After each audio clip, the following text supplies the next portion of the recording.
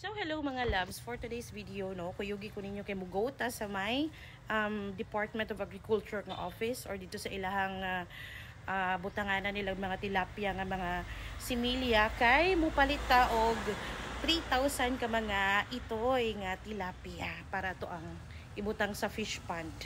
So arat na.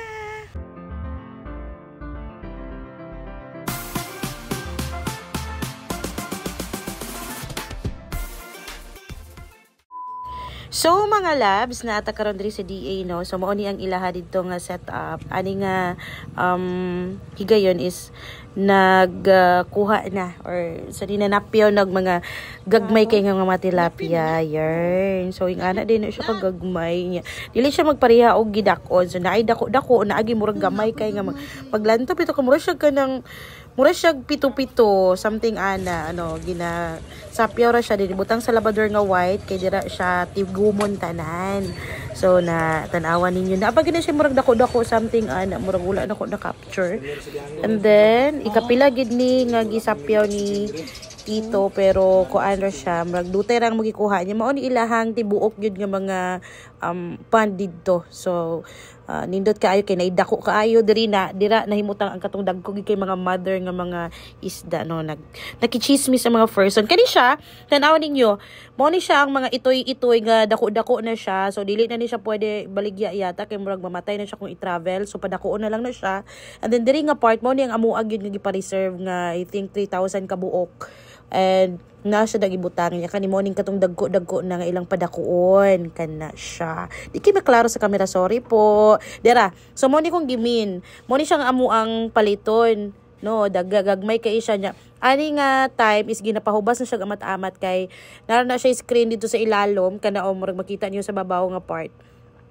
Kana siya dira ginasuyop balik kung gamay ang tubig magka ano po sila dito sila pa do mo shoot sila dira sa bangag yun na screen dito sa likod nga gisalod.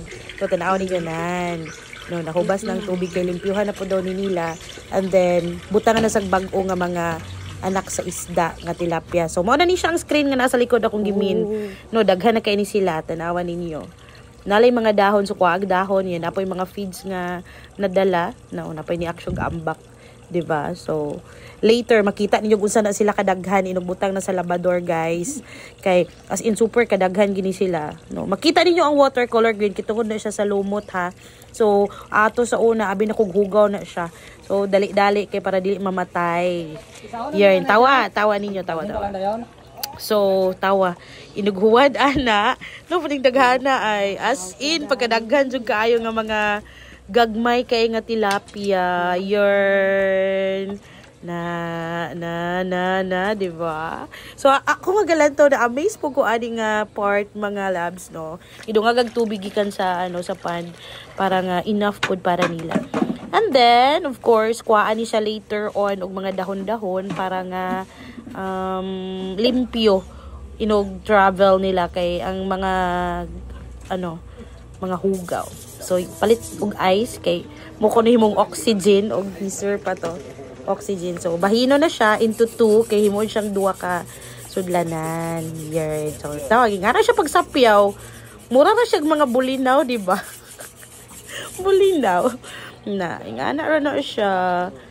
Ang pangutana na nila, unsaon daw pagkabalo og pila siya kabuok. By kilos mo ko daw ni. I don't know. So, apat nagsulod sa plastic. Mo na akong father. Mo na si Father Bells na akong mga labs. Kanang gasalod. Na, kanang higta na. Tagagamayng hangin. And then sa ikaduha na pod nga ang plastic is another. Actually, 1515 ni siya among order.